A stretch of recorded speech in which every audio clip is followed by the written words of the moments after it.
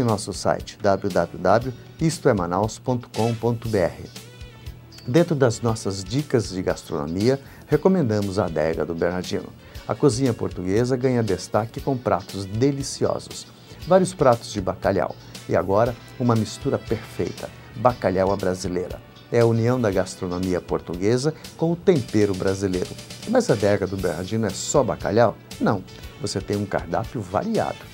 Também uma vasta carta de vinhos portugueses, de vinhos chilenos, argentinos, espanhóis e franceses.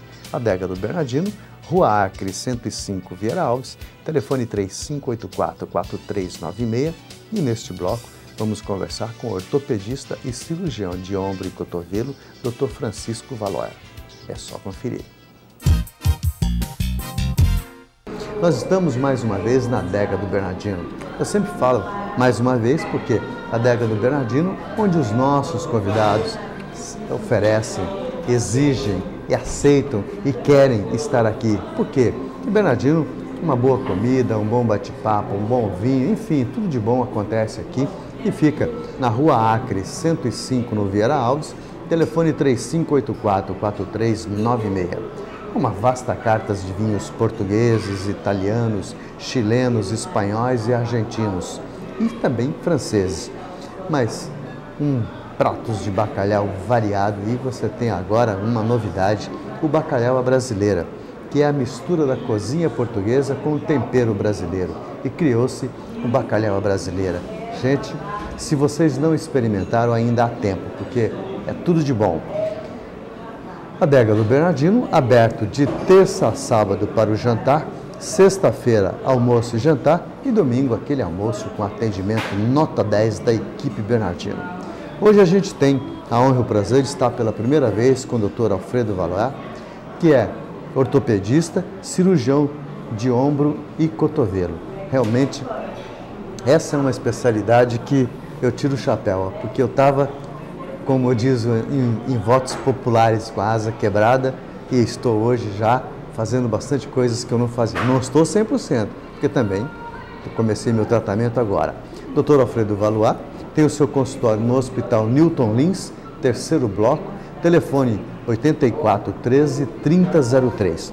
Doutor, muito obrigado pela gentileza de estar conosco. E queria saber o seguinte, existe uma idade para que essas doenças de ombro e cotovelo apareçam? Boa noite. Boa tarde, bom dia. Boa noite, boa tarde, bom dia. Antes de tudo, quero agradecer o gentil convite, participar aqui e tentar prestar esses poucos esclarecimentos que eu for capaz de fazê-los.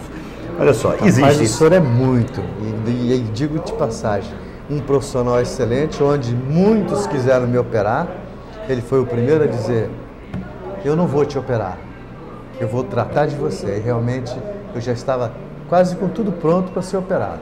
Então, essa é a prova da sua capacidade, doutor. Muito obrigado. Mas olha só, existem várias doenças que acometem o ombro e o cotovelo. E dessas várias doenças existem, sim, faixas etárias prediletas de acometimento. Essas faixas etárias, elas variam para cada tipo. Um exemplo muito simples, as doenças de origem traumática, elas acometem mais os pacientes mais jovens. E as doenças de origem degenerativa, as doenças ocasionadas pelo uso, pelo desgaste da articulação, acometem preferencialmente os pacientes de maior idade. O que é, eu devo dizer, uma das principais causas de visita ao consultório ortopédico. É a doença de origem degenerativa. O senhor falou esse caso, as visitas aos consultórios ortopédicos. Eu pensei que os maiores problemas fossem os problemas de joelho. Então não é esse o caso? Não, eu acho que talvez o joelho seja a articulação mais operada pelo ortopedista. Mas com certeza não é a principal causa de visita ortopédica. A principal de todas, sem dúvida nenhuma, é a dor nas costas. Acho que todo mundo teve ou terá algum dia uma dor nas costas. E os que tiverem o prazer de conhecer a maioridade, com certeza também vão conhecer a dor no ombro. E o que é que causa isso, doutor? É uma má postura, é um colchão, enfim, o que a gente... Existe uma maneira de a gente detectar onde é que está causando esse problema? Olha só, a dor no ombro, ela é provocada, na sua franca maioria das vezes, pelo uso, até mesmo pelo uso correto do ombro, não precisa usar de forma errada. Não é incomum um paciente chegar no nosso consultório dizendo que tem dor no ombro por causa de determinado esforço no trabalho, determinado movimento que ele faz de forma repetitiva. Eu costumo orientar da seguinte forma, que movimentar repetidas vezes uma articulação não deve provocar dor. Se provocou a dor é porque está movimentando de forma errada, ou além da capacidade que aquela articulação é feita para. Exemplo claro, se existisse movimento repetitivo provocando dor, não existiria nem nadador, nem jogador de vôlei profissional. Pois porque o que eles mais fazem é repetir movimento. Pois é, então como é que fica? Por exemplo, então, uma academia, ela é saudável para a articulação? Ela é saudável, mas é preciso também levar em consideração que a gente está falando de uma máquina. O corpo humano é uma máquina viva. E como toda máquina, ela sofre processos de desgaste. Precisa ser lubrificada, né? Precisa ser lubrificada, precisa ter manutenção. No caso específico, uma máquina normal, a gente troca peças quando estão desgastadas.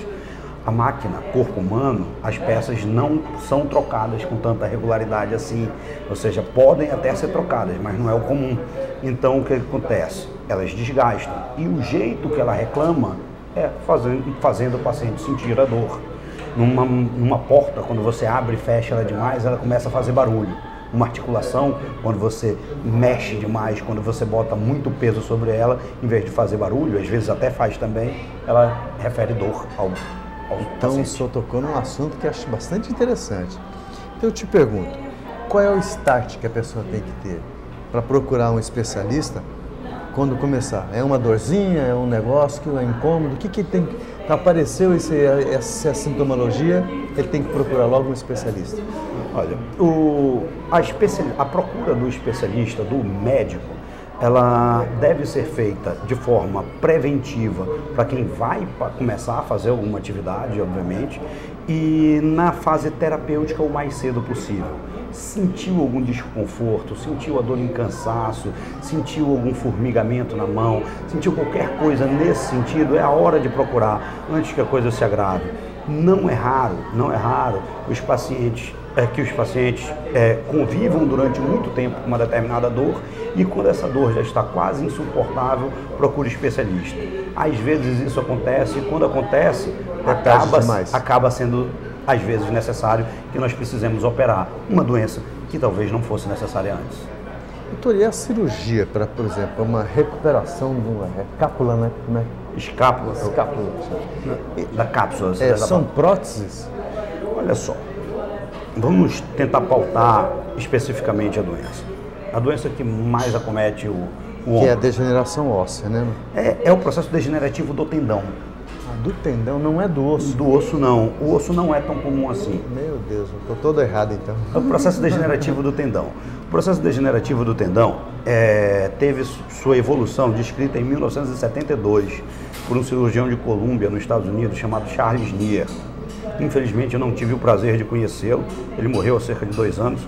E ele disse o seguinte, que por volta dos 20 anos de idade, começa o processo degenerativo do manguito. Do manguito rotador, que é o conjunto de músculos que envolve o ombro. Isso se dá pelo fato de que, ao elevar o braço, esses músculos seriam pinçados entre o osso do braço e o osso do ombro, chamado acrômio. Essa estrutura, esse pinçamento, esse deslizar com o passar do tempo abaixo, iam provocar microtraumas. Esses microtraumas iam provocar hemorragias. Essas hemorragias, com o passar do tempo, volta dos 30, 40 anos de idade, iam cicatrizar na forma de fibrose. E, posteriormente, essas fibroses, que têm menor resistência à tensão do que o tendão tinha, iam acabar rompendo. Dessa forma, todo mundo, em algum nível, vai ter a síndrome do impacto, vai ter a tendinite no ombro. E essa tendinite é que lá naquelas fases hemorrágicas, que lá naquela fase de fibrose, pode ter tratamento para que ela não chegue a se agravar.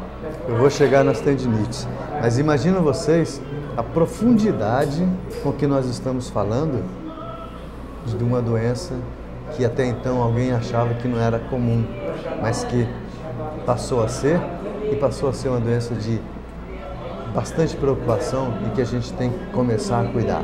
Lembro vocês que o Dr.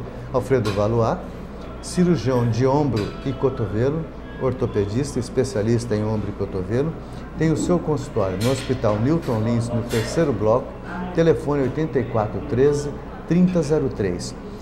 Doutor, e existe uma maneira de prevenir isso tudo que você falou? Tem. A manutenção de uma musculatura equilibrada, de uma articulação equilibrada, de forças musculares agindo sinergicamente, evitam essas dores.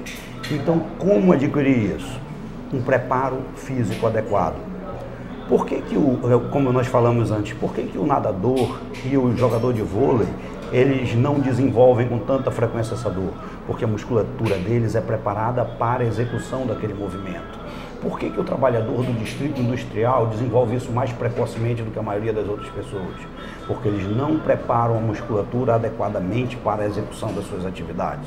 Então, a forma de prevenir é preparar o músculo. A melhor forma de preparar o músculo é com um profissional adequado. O profissional adequado, na franca maioria das vezes, é um professor de educação física antes do fisioterapeuta.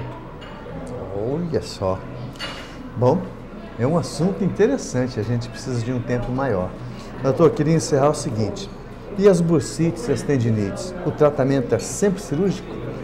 Absolutamente. Eu diria que apenas 10% dos pacientes que têm bursite e tendinite necessitam do tratamento cirúrgico. Antes, vamos quebrar um paradigma. O diagnóstico bursite e tendinite é um diagnóstico incompleto.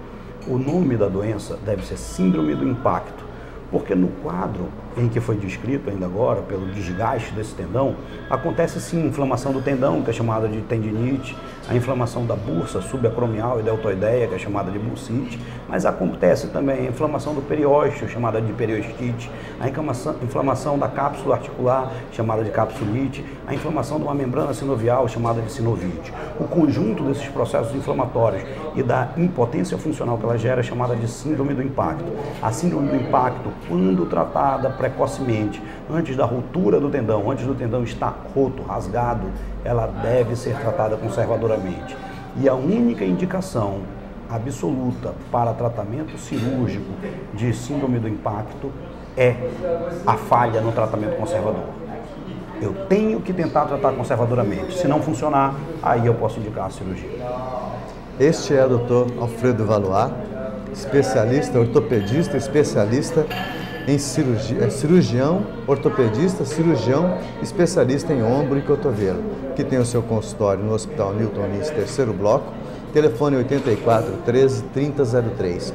E aqui a gente deixa os nossos agradecimentos à Unimed, que proporciona este momento para que nós possamos levar para vocês informações e trazer profissionais desse quilate, capaz de orientar, capaz de fazer com que nós tenhamos, pelo menos, uma prevenção nas nossas doenças. E esse espaço é o espaço da Adega do Bernardino, que a gente agradece imensamente a esse português maravilhoso que tem a sua adega aqui na Rua Acre 105, Vieira Alves, telefone 3584-4396. Doutor, muito obrigado pela gentileza de estar conosco. Nosso tempo é pequeno, perto de um assunto tão importante, mas fica o convite para a gente fazer um próximo programa e até mostrar uma cirurgia dessa.